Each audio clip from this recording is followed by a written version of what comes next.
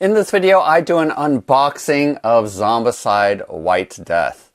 But before we get into today's video, just want to share with you what the GGGGs are for this month.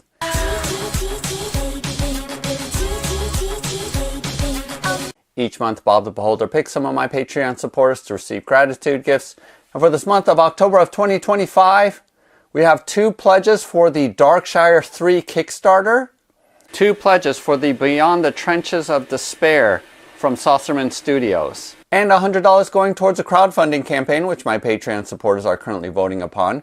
Go ahead and use the link below to go to my Patreon page where you can get in on this month's gratitude gifts when Bob is going to be making his picks at the end of this month. So for some crazy reason, my White Death pledge from the Kickstarter only arrived about a month ago. I have no idea why it was so late. I did end up having to pay tariffs for it. And I know most folks got their pledges early on this past spring or so. So I don't know. I have no idea why mine was so late. But this is part 1 of 2 videos where I have a challenge of painting up all or most of the miniatures in order to play in time for Halloween. So I'm going to have 2 weeks before our Halloween night gaming session, and we all want to play Zombicide, which is thematically appropriate for Halloween. But will I be able to paint up all of the miniatures that we need in order to play? In this first video, I'm going to go ahead and show you the unboxing as well as priming and starting to paint the miniatures. And maybe if I'm able to find some files, how I'm going to 3D print the walls, because I didn't opt in for buying the 3D walls because I knew I would be able to print them up much more cheaply. I've made a ton of other Zombicide videos. My favorite is Black Plague. More recently, I have played Marvel Zombies, which has been super fun. Made 3D terrain for all of that. Although I'm going to wait and see whether or not I'm going to make 3D terrain other than the walls for this game and how it compares to Black Plague. If I find that the gameplay is actually as fun or more than Black Plague, then I might invest in creating an entire 3D board, which is a little bit larger than the 3-inch squares in the base game system. But we'll go ahead and see. The biggest challenge right now is to make sure everything is ready to play 2 weeks from now. Will I be able to do it? Stick around and find out. Alright, so for those of you who might know why my pledge was so late, or if your pledge was super late, go ahead and drop a comment below the video, because I didn't bother really looking into it. Like most of my pledges, I just go ahead and pledge and then I forget about it until it arrives. I knew that other people were receiving their pledges because a lot of my friends did get this. And I don't quite remember what was in my pledge, although obviously I didn't get the all-in because this box isn't that huge. This looks like this is the base box. I think this is all of the Kickstarter exclusives. Yeah, that's what it looks like. Oh, this is the Massive Darkness 2 crossover. The Crossfire pack. Maybe I think I got the ones that I was unsure whether or not it would be available if they after delivery. Berserker Walkers. Although I think I've seen the Crossfire pack for sale, but I'm not 100% sure. Alright, real quick, I'm going to take a look at the crossover. You got all of these enemy cards, and with these crossover packs, they basically include, I think, every stretch goal, every KS exclusive that you can have. So a lot of these I actually don't have because I didn't get the expansions. Like I mentioned before, I've sort of learned my lesson not to go all in because you just never use all of this material. I mean, look at the insane number. Oh, this is super cool. This is the Teenage Mutant Ninja Turtles expansion, which I want, so I think I'm going to go ahead and just purchase that. You can buy that off of Amazon right now or Miniature Market. So glad I got this. I did not go in on the Massive Darkness Kickstarter, which I'm super grateful for, because I don't know how much longer CMON is going to be around. I mean, they botched this shipment. And then here's the base box. Interesting thing, look, there is a slip cover that they put in here, and I think the only difference I saw was this section here, the fine print, versus the original here. I'm not sure. I'm sure there's some legal issues for why they needed to do that. And yeah, like I mentioned before, when you go all in, you're just overwhelmed by the sheer amount of miniatures, and sometimes that can be discouraging. In Zombicide, because you got so many minions, there's so many anyway. And I noticed on the Kickstarter page that these miniatures are like super detailed. I mean, well, I think these are friendlies. But anyway, I mean, look at the amount of detail on these soldiers, all of these characters. There's just a lot of stuff going on. And when sometimes I feel like they're over detailed because I just don't want to paint that much stuff on them. Bunch of cards, spawning cards, I'm sure. All right, so let me show you what I mean. So here, I don't know what they call them. They used to be called fatties, brutes, maybe. But look at the insane amount of stuff that's on here. Right? Here's some runners, I think. Runners aren't too bad. But look at the armor that's on the regular zombie walkers compared to like Black Plague, where you can just slap like 3 coats of different kinds of color on them and then you're pretty much done. But because so many of these characters just have so much detail, I was like, man, I don't really want to paint that much detail. So that sort of helped me keep from going crazy and going all in. And also, I found that sometimes it's cheaper to buy the stuff that's available at retail once it goes to retail, although you run the risk of, you know, not being able to grab them. But I don't need a million of these, especially since I can combine these heroes into Black Plague. That's what I heard, is that these adapt to Black Plague pretty well and pretty easily, so that's sort of the idea behind it.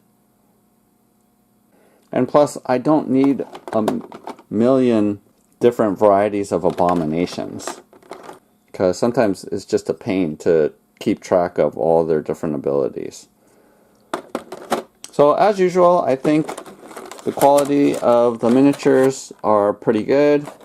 I'm not 100% sure. Again, the challenge is to paint up all of this in 2 weeks, along with maybe a couple more hero options. Okay, let's go with the Kickstarter exclusives. And this is where it can just be overwhelming. Different rules. Yeah, I mean, look at the insane amount of heroes that you can play. Additional, looks like treasure that you can get. An abomination bunny. Yeah, this is all heroes, all optional heroes, which is crazy. So, and then even more heroes here, right? Like, I can play 100 games and never go through all of these heroes.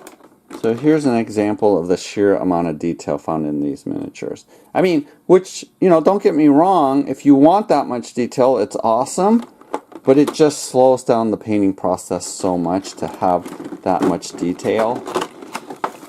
And when you have hordes of miniatures and this many to paint, you know, it's just going to take a long time. Now, I have to admit, I mean, look at this Oni. It is insane.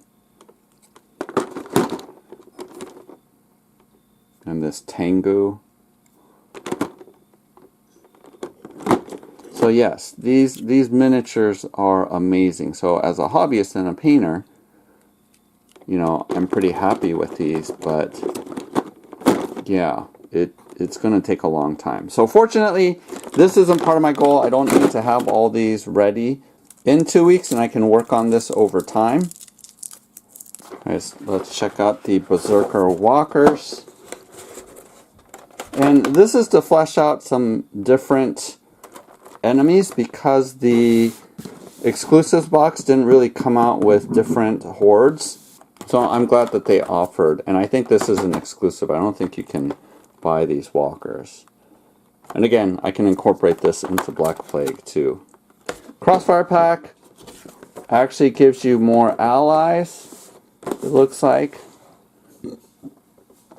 along with ranged enemies, which is something that is sort of lacking in Black Plague. I know that they have the undead archers, but I don't have that expansion, so I wanted to have archers available for Black Plague. Alright, I'm just taking some cheap Rust-Oleum 2x Ultra Cover Flat Black, and going to be, and I lay them all down on the side so that I can get up into underneath.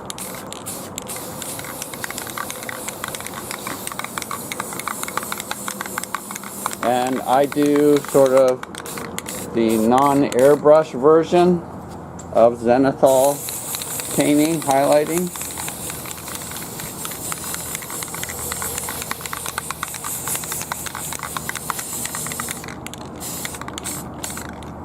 Just be careful not to get too much on there.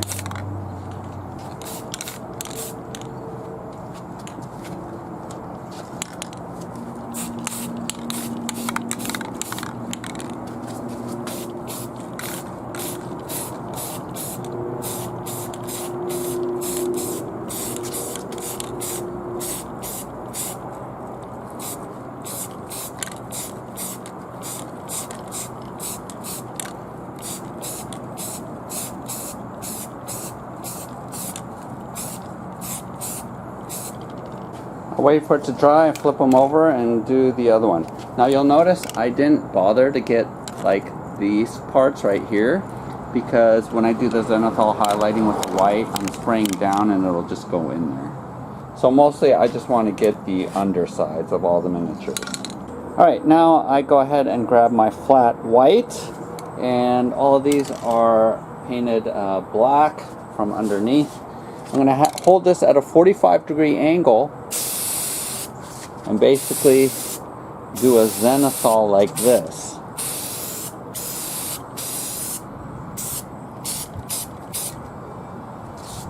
And I'm going to do that on both sides, but you actually want to emphasize the heads of each of them. And you'll notice, for example, that they're going to need more than that. But I'm going to hit it from all sides first.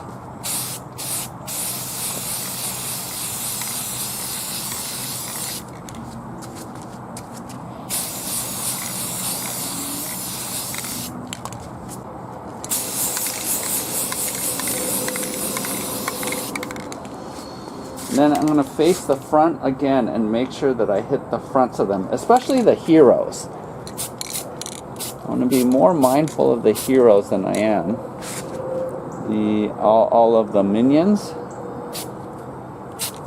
There's a hero right there. I'm just making sure that I'm getting the front of them. Just emphasizing the faces. Doesn't matter if I get the bodies as much. Like that. And then when you angle in from the bottom, you can actually see the shading there. And that's what we're going for. Sorry I don't do a full painting tutorial, but I'm just going to show you just some basics and a couple of shots. Mostly I'm using speed paints or the contrast colors from GW. Here I'm using silver, it's not a contrast color, also a gold. But for the most part, I decided to go ahead and do all of the heroes first. Just because they have the most amount of detail, I want to make sure that I do the best job on them. So they're going to take the most amount of time. So if I can get the heroes out of the way, then I can focus in on the allies as well as the bad guys, and it will make the process go a lot more quickly, as I like to sort of do the hardest ones first and get that out of the way. So the heroes, because they are the most colorful, have the most different colors, it's harder to do batch painting with them, but I tend to pick one color and paint that color on all 6 of the heroes so that I'm not going back and forth all the time. So I do save a little bit more on time with that, but still the 6 heroes are going to take the most amount of time.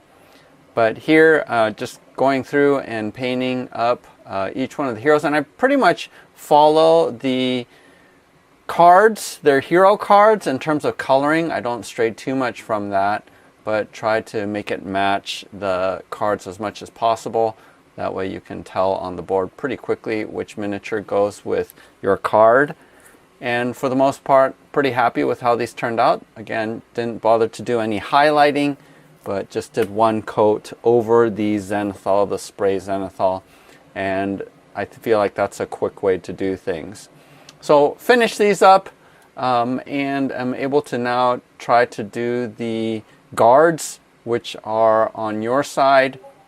They have a lot of detail too, so they're gonna also take a little bit of time, although because they all have the same colors, I can do batch painting a lot more quickly. So even though there's more of them than the heroes, I'll be able to get them done relatively soon, as it is pretty much assembly line painting.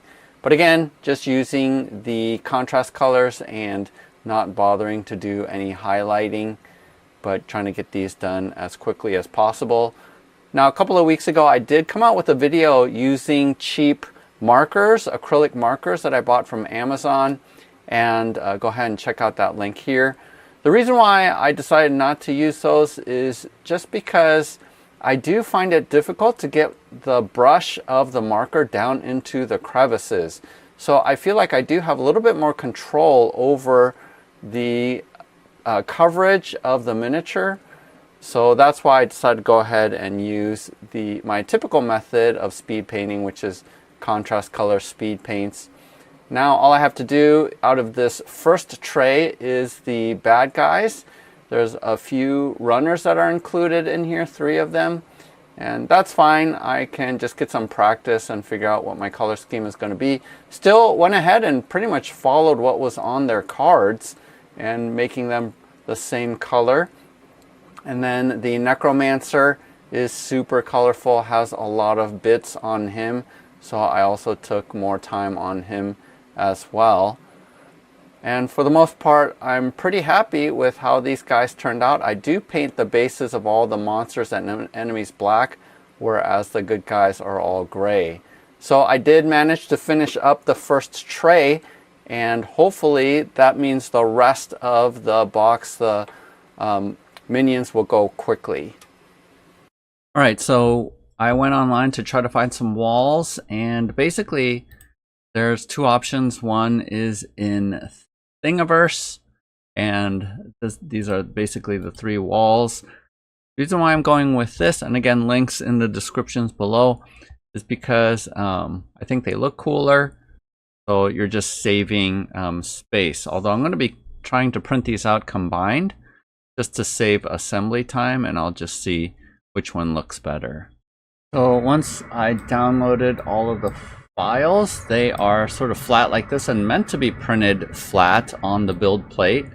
But I'm going to go ahead and experiment. I'm going to print it both ways, and basically I'm going to print this as one piece, because when you 3D print, the details actually are the best when it is printing up like this, whereas when you print flat you get a lot of artifacts. So I'm going to just experiment and see which one looks better.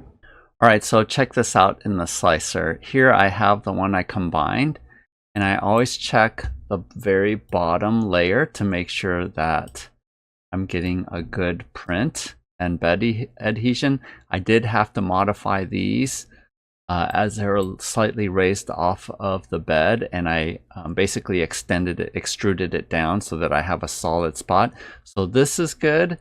These other pieces are good, laid flat, except for this piece here. And as you can see, I need to, again, extrude or cut because I'm not getting any adhesion, bed adhesion. There's one layer there that has some kind of artifact because the second layer is where it actually gets a flat layer. So I got to fix that piece before it will print successfully. All right, so I had to stop the print because as you can see here, the stone part of that front wall totally came off the bed because there just isn't enough consistent surface area, so I got to come up with a different solution. All right, so here's the test piece that I printed out, all as one piece. And I was a little bit worried that the floor wouldn't fit because it would be too tight, but happy to say that it does fit right in there. So I'm just going to spray paint this dark gray and the floor just brown, and should be really fast to do. Alright, so I made a lot of mods for the gate. Obviously, like everything else, I went ahead and combined all the walls. And then notice that here, you gotta trim some of this because it's hanging. No big deal to do that. But also I had to mod this because once you put it together, it's really hard to slip in the pegs that's along this edge into here. But this will snap into place. I'm not going to push it into place right now. But the biggest thing is this floor on the original file came with these pieces like connected to it like this, and left this hole underneath sort of needing support in order to print this out. So I took these off and printed them separately. Now all you got to do is just glue them in place like this, because this piece is taller than the other surrounding wall pieces, so they act as steps. And for these gears, I went ahead and printed them out in resin, and we'll be gluing them in here. So yeah, a lot of mods. I'm going to make the files available for you guys. So I did go ahead and print out some of the smaller pieces on my resin printer. Here are the cauldrons. They do come in 2 pieces. I didn't make any modifications to them. You can print these on your filament printer. I would suggest printing them at a smaller resolution, but you're going to have some supports. Here I'm peeling them off of the supports from the resin printer, which is relatively quick. And here's the insert in there. And then I really like these ladders a lot. There's 2 versions of the ladder, one for if you're going to set it up behind the battlement and the other one in the front. So I did print out 2 of each, but I really like how they turned out. Alright, so go ahead and subscribe since I am going to be coming out with part 2.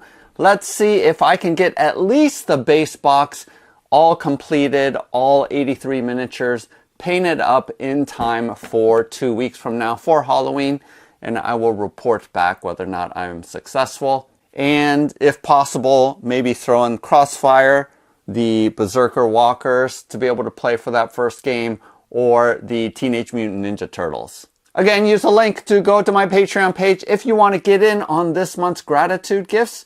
Otherwise, happy painting, happy gaming. We'll see you next time.